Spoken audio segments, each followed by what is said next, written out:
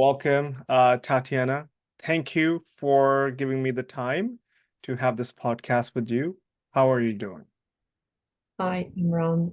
Thank you for inviting me. Big pleasure and big honor to be here. Thank you for having me. I'm doing great. Thank you so much. How are you? Doing good, doing good. As we were just having a discussion, just a brief one, and I was like, I have to record it. What I Mhm. was saying was about, post-COVID, what's good, that you can work at home. I love working at office, but you had some good points. I want you to elaborate the points. I was talking about you can do podcasts, you can do other things, but you had some really good points on that. Mm. Well, I think a remote job it's a good opportunity to save time and actually to work with overseas talents, and actually it just increase the speed of communication and collaboration. Well, hybrid version is also good. Yeah. I agree with that. So it depends on the field you work on. Yeah. So before we dive in, there's a lot of stuff for us to unpack in this podcast. Um, and just for people who will listen to this or watch it on YouTube, for some reason I'm seeing more spikes on YouTube, which is kind of nice. But this one is really helpful for those who are um looking for a job, if that's fair, understanding O1 visa, understanding how even HR works. Tatyana here has had a lot of people, hundreds of people in her life, and I think she has a lot of it take. I have some hot takes I would love for her to share, or if not that, at least what's going on with the current market, but also talk about Kite or KitSF and Ukraine challenges, as we know. But before we go a little bit, in your own words, Tatyana, tell us a little bit about your background and what you've been doing currently. Yeah, sure, with the pleasure. So my name is Tatyana or Tanya. Um, I'm a general partner at KitSF, a venture studio focused on human-centric ventures. We are based in San Francisco. I'm actually residing in San Francisco, California. Well, I'm a proud founder of three companies, and I'm entrepreneur with more than 13 years of experience. My first company I founded in Ukraine. It's called Trinity Education Group. Two other companies are in San Francisco. UATG, it's a nonprofit organization, and KitSF, a venture studio, which is I'm fully involved in developing and growing KitSF and our team. So, yeah, right. My story begins in Ukraine, where I lived until I was 37 years old before moving to the United States on a O1 visa. This is the visa for individuals of extraordinary ability, as recognized by the United States Department of Homeland Security. Well, I, so mhm, I have to ask. So, sure. and I know we didn't talk about this, but I did know. So when you moved in, or maybe I will take it as a separate one when you came here, because I'm really much interested. I know a few people personally and who are also hitting me up. I should be doing some podcasts for this one, which Mhm. is when you move to United States, you don't have like I was fortunate enough to come here at a very different age, but there are people who also like post-war came and all that. So before I tap into that, um, I have to ask how was that experience when you came like in United States at a different age, not that age isn't matters, but I can't Oh, change my career, right? Like, I think age of like the age when you relocate is yeah, has impact. I mean, it definitely it depends on the age. So the earlier you move, the better yeah, for you. yeah, Just in terms of language, like in English language, I cannot speak American accent, so it's something that I cannot take you're it. Your English is pretty good, FYI. I'll be very honest. And I'm not being nice, I'm being very honest. But now let's unwrap you. So you gave me a lot about your background. Let's talk about Trinity Group, or the UATEG. Mhm. What is it? What's the purpose behind it? You know, if you can dive a bit more. Well, Trinity Education Group, it's Ukrainian company. It's still working. It has 25 employees and more than 22,000 clients. So it's like premier language school in Ukraine, which mission is to prepare individuals for international exams and help them enroll into top universities. And also we work with Ukrainian and international companies and collaborate with USAID and Red Cross. I personally Wow. worked with Anti-Monopoly Committee and received several grants. Well, about UATG, it's a non-profit US San Francisco-based non-profit, 501c3, which mission is to help Ukrainian veterans and their kids to start new career through learning English. English is not a common practice in Ukraine, but it's Yeah. getting better. And with English knowledge, people have more opportunities, like job opportunities, like working remote, working for the US companies or for any company in the world. Mhm. So when you said the exams, just want to clarify, are we talking about IELTS, TOEFL, SATs, GMAT, or are we talking about different kind of exams? Because those are the ones which are required when you come to the US, right?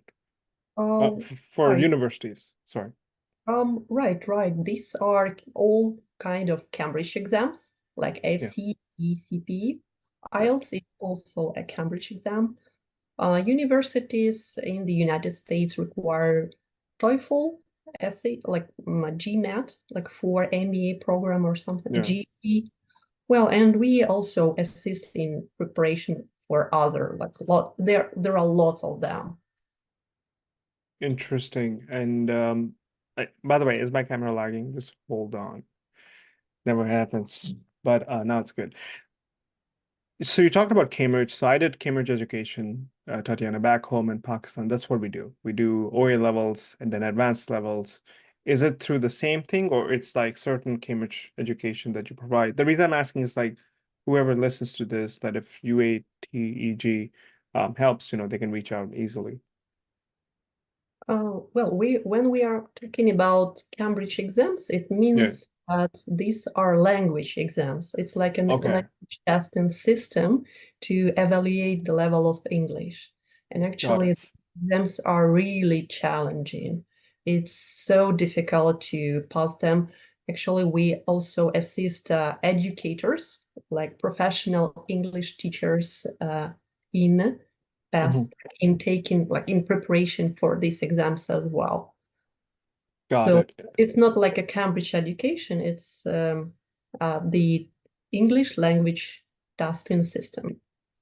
Got it. So if anybody who's looking to, let's say, go to UK for further studies from Ukraine or come to the United States, language is one of the key things. So they will go through UATEG to give IELTS, or you guys will help with that. Is that fair? I mean, it's more about the requirements of the university. If the Got university it. requires such an exam, like an admission exam, so Yes. here you go, you have to pass this exam and provide them with the fresh certificate. Um, Nice. but if you want to move somewhere, it's not necessary to take these exams at all. Yeah. No, no, no. That's fair. And so, just to a little bit dive into with this. So it's been 2 years for the war in Ukraine, right? And so, not. I hope it gets over really fast. Um, Those who are outside of United States, the Ukrainians who got displaced, they went to Poland, they went to, other parts of they came to US. Are those people also eligible to work with UAT or they have to be within Ukraine? Is there certain criteria for that or anything? Um, well, in order to work abroad, any person has to have a work permit. It's so-called like work permit. In every country, it has this special name. No, no, sorry. What I meant is like when they go through rally, so let's say they just moved, they got displaced and Mhm. they're in US and they want to do something, maybe there's something required, how UATEG can help those who got displaced for because of the war. Well, we do not work with displaced Ukrainians Mm, because our mission and expertise in UATG and Trinity lies in helping them to learn English. got it. But at KitSF, we help foreign talents to secure their jobs in the San Francisco Bay Area. And our ideal client profile to invest in Mhm. is a technical talent like software engineer, data scientist, or machine learning engineer. Got it. Just to clarify, I'm fully focused and in 24/7 involved in KitSF, in building KitSF. The ongoing war in Ukraine helped me to understand that Ukrainian business is not promising anymore Yeah. because the war, we don't know when it will end because there is no, I mean, I hope for better, but well, unfortunately, it's a big tragedy for our nation, for our country, Yeah. but I don't know where the end is. That's why I obtained the talent visa in the US. Mhm. I have a US work permit, and I co-founded KitSF, and I focused on foreign talents, helping them secure a job, and I fully involved in that. And So again, yeah.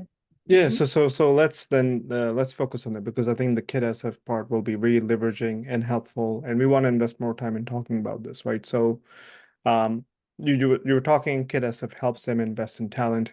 Let's walk me through like what does it do?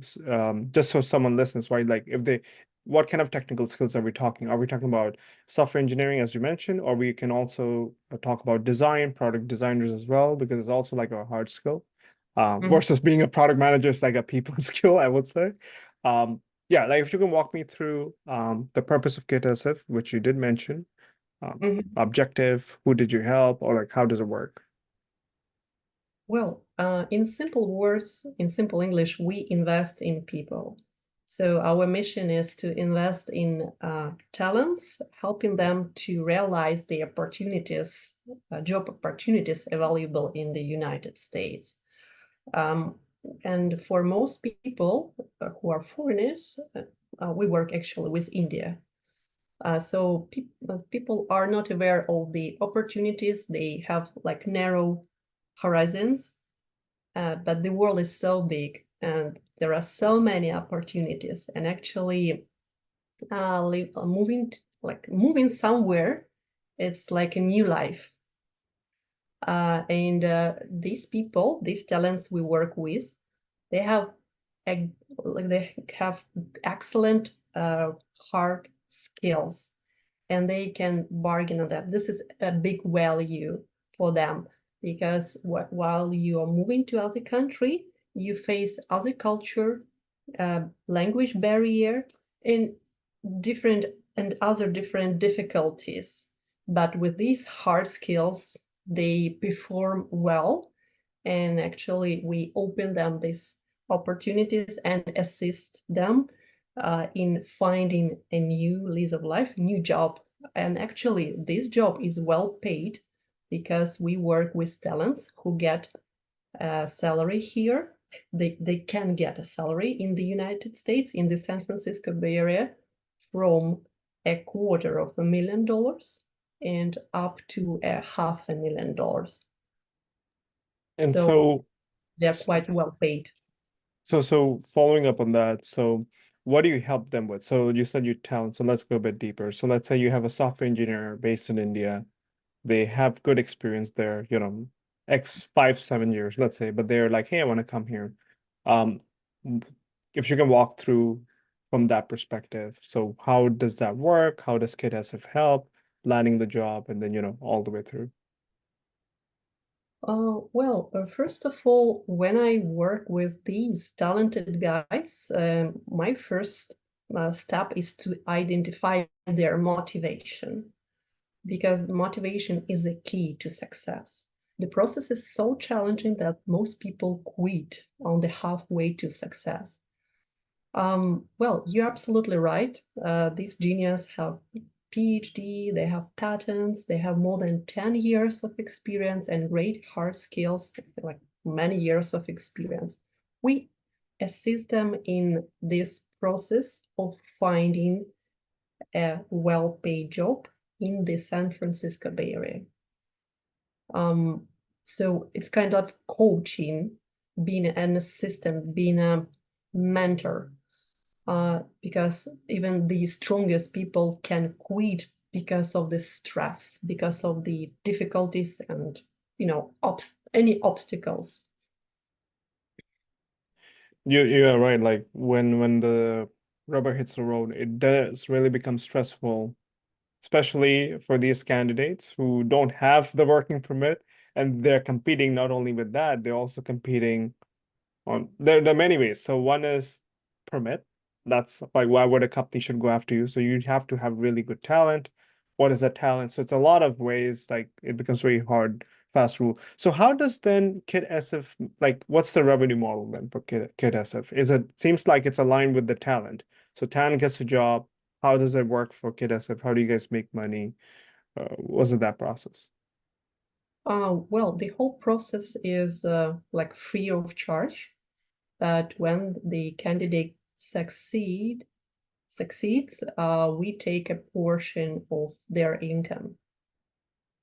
And you said right that the competition is high in the United States. It's very competitive country, and job market is too competitive, especially in the era of AI, generative AI. So now it's even harder to find a job. So we assist them to understand what is going on here, to face not face but to cope with culture differences and to develop soft skills, because actually during the job interview, the job interviewer checks soft skills as well, and many people do not know how to deal with that. Yeah, So that's true. Like it's especially and that's a separate question I want to ask, but I'm not done yet about KitSF. But I want to ask your take on the current job market. But before we do that, so you start KitSF and how long has it been? You did mention how long has it been for KitSF? well, it's been for 2 years. Yeah, Nice. one year we spent on finding a product market fit. Yeah. It was the challenges part of my way here. Uh, it's very exhausting. I experienced so many burnout out. Uh, well, we tested like million ideas, and then we just, you know, we found it. Now we growing. So what's the one last question? What's the vision for this? Like when you think about it, could be, you know, as a company, you have a vision, maybe from social impact perspective, because I think this has high social impact as well, what you're doing with KidSF. So what's the vision with that? I love helping people, and I think that many people have a glass ceiling, so we help assist them in breaking that. The first reason, like the most common reason uh, of people why they want to move to the US, it's working with interesting projects. It's not even it's not a salary or quality of life. Working with something impactful, do something like valuable. And the other reason is, I think that it's kind of developing the United States economics as well, because these people are tech genius, tech talents. They bring lots of value to American companies like Google, Amazon, and all companies from Mank, like Meta, Amazon, Apple, and all these companies. And these talents pay a significant amount of taxes, so they enrich the American economy with taxes as well. Sorry, yes, you're absolutely right. Like, I think not only that, I think one thing you're also doing, you're promoting a lot of diversity as well. You're bringing talent first approach, enabling those who are really good, no matter where you're from, you just help them get to the next level, boom the economy. Actually, I kind of like what KitSF is doing. So moving now to the burning question that I want to ask. You have been in HR, right? If I got this right, you've hired more than 500 people, or like you've hired like hundreds of people. I don't want to even give it a number. Um, can you address and talk about like what are some, I would say, uh, what does really attracts or retains the top talent? Retains in the company, or Yeah. So let's say someone like Amazon or Nvidia, right? Mhm. Now they're like, hey, our talk is doing good. We want to hire everybody. How are they able to attract and retain, like not even someone like Nvidia, could be a startup. What are some key strategies that you would recommend? To make a world a better place. I mean, people want to be valuable, and um, everybody wants to be needed. That I think this is the key. But there are several other reasons. Of course, the amount of money, like the salary ranges, the team, location. Actually, this is one of the pivotal reasons. Living in San Francisco is really nice because of the community, the culture, the diversity here, safety, I would say as well. Um, I checked recently. I checked LinkedIn, and I saw that average tenure, like the amount of years that person works for one company, ranges from 1 year and up to 2 years. I checked such a company like Walmart. Everybody knows Walmart. So the average tenure is, if I'm not mistaken, 10 or 15 years. So probably they do something special. Probably this company is for people who love stability. In software companies, well, it's quick pace. There is a quick pace development, and probably they are seeking for new talents, new blood. Well, actually, this is again depends on the field and location. This is actually true. Like someone like Walmart, they have a higher tenure. And Right. when you look at like Meta or any other, those kind of has like, fast M7 companies, Tesla, there's like 2, 3, 4 years and you're done. They either like vest their stocks and they're like, okay, I am done, or it's like, I'm getting bored. I know personally, one of my friend, he's like, oh, I'm getting bored, so I'm gonna leave this company. And it's, I'm not gonna mention the company, but I've seen that. So you're absolutely right in that case. And so when you look at the current market of how it's going, Sony Mhm. announced layoff. I know it was not planned for competition, but Sony announced 900 or something like that layoff. Mhm. Apple shutting down its car initiative. That's a different story, but there will be some layoff over there. They probably move some team to the air division and layoff.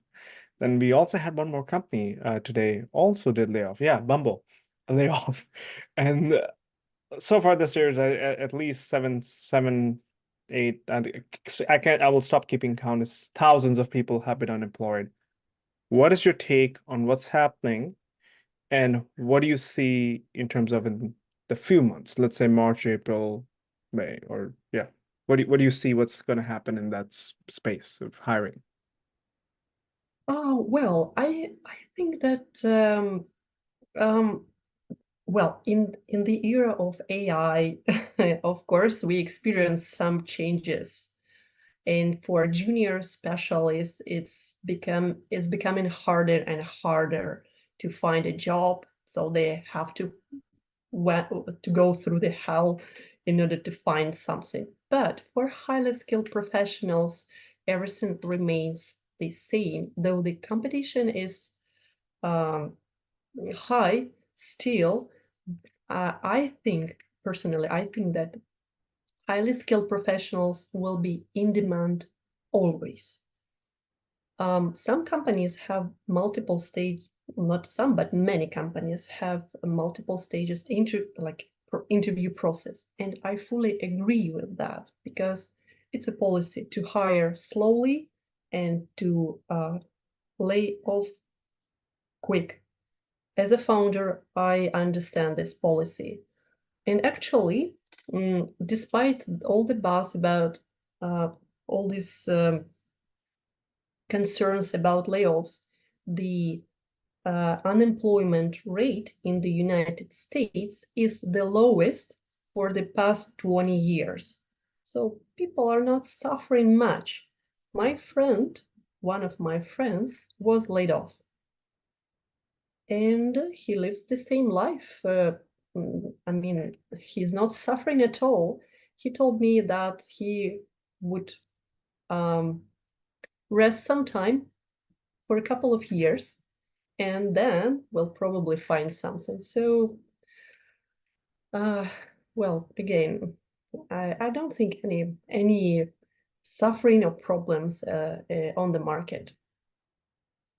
Yeah, that's an interesting take. That I think what's happening is like these layoff news are spiking up.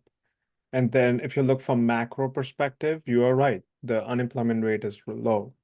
So there's this thing, right? There are a lot of companies that do see a hiring. Companies are now hiring the right way. I'm just repeating what you're saying, basically. So I'm agreeing. I think that's what we are seeing. I think also those who are getting impacted, then it comes down to individuals, right? Like there's so many different individuals, different financial aspects of their what they have. I think that's a separate topic I don't want to touch, but as overall, I do agree. Probably things might pick up uh following March. Hopefully the Feds reduce the rates or keep the same. Now, the biggest topic, the last topic for us that we have is the O1 visa. Um, you have that, right? If that's correct. I got it twice, so I'm Wow. double O1 visa holder. Mhm. So share everything as much as you can about that experience of the O1 visa process. What's the benefit? How do you get one? How do you apply for one? Mhm. Sorry. So the O1 visa process is very challenging, but achievable. That's what I when I share some experience with my friends, I tell them that it's possible. It's really challenging, but it's possible. It's relies with hard work and persistence. So the O1 visa case requires building a strong profile and demonstrating extraordinary abilities through public engagements, publications, impact, recognitions, awards, and high salary as well. So I would say that anyone can consider to go through this process, but this requires lots of self-motivation and determination. Um, So yeah. one key question. So when you say the publication, let's say if there's someone who is a researcher, right? They have hundreds of publications and research papers that have been recognized by, Springer, all those, the nice, well-known name. Let's say they're also acknowledged by some another big university as well. Um, the salary part, is it the salary part looked at in their local economy, or is it looked at in US dollars? Like I'm trying to understand that aspect, right? Like, It's in local economy, yes, because the O1 visa requires achievements and contributions on national level. So you have to be um, extraordinary in your own country and come to the US as a person with extraordinary ability from your own company. so how long does that, like, let's say someone got the O1 visa, and I don't want to go too much in the process because I think they can read it. You already told a lot of work, so Yeah, it's open right. information. Everybody can look through and explore on the internet. Lots of YouTube bloggers are talking about that. Lots of information, articles. Mhm. So, so like someone gets the O1 visa stamp. What do they get? Do they get X number of years to stay? Does it comes with employment authorization? What does it comes with? Like, what do you get eventually? With the O1 visa approval, it's not necessary to get a stamp. Uh, but yeah, you can do it, of course. But so it's kind of it's a US work authorization. Wow. So so And it how long does it last? um is given for 3 years. Okay. Uh, and it's easy to extend for one extra year, and there is no limit to for extension. So the candidate can extend it every year. So if it's okay, like, can you explain how did you stand out? So like those who listen, like, what did you do that helped you get the open visa? How much time did you don't have to go too much in details because I know it could be like a lot. But like if you can like just summarize a little bit about that. Well, I showed at the right angle my achievements and my contribution into Ukrainian economy. As a founder, I had 22,000 students and more than 50 companies worked with me. So I just collected recommendation letters, explained and described the impact that I made. Also, I'm a co-author of 3 books. These are guides for students how to prepare for international exams, IELTS, TOEFL, and behavioral interview. And I have several publications as well on international and Ukrainian media. So I packed it well, described it um, precisely, and also added all the proofs. So my case looked like, the pile, like 500 sheets of paper. It looks like this.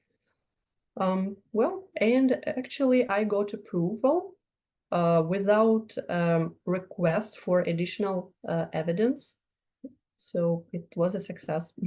Wow, that's amazing. And yeah, I think people should apply for it if it's worth if they've done something really great. I think this is really helpful. I actually didn't know about this. I actually learned it from you. I came here through family. Mhm. So that's my process, very standard like everyone. But coming through O1 is, I think, a really great I personally would, if I would have come through O1, I would have felt like, done something good, you know. So I didn't know about this one. This is super nice. On that end, I just wanna spend a little bit time because we are in time bound now. So any advice because you have been a founder, right? You are building businesses, you're helping people. Like, gosh, talking to you is like personally for me, I'm like now motivated. I need to do more. So thanks for that.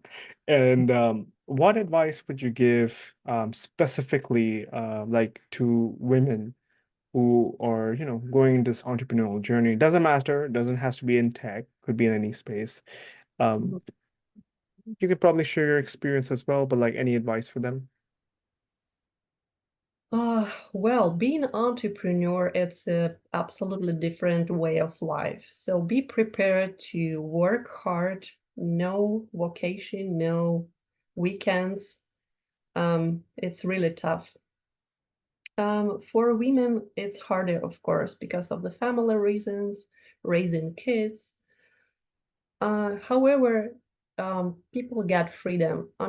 Being a founder, an entrepreneur, it's a new kind of freedom.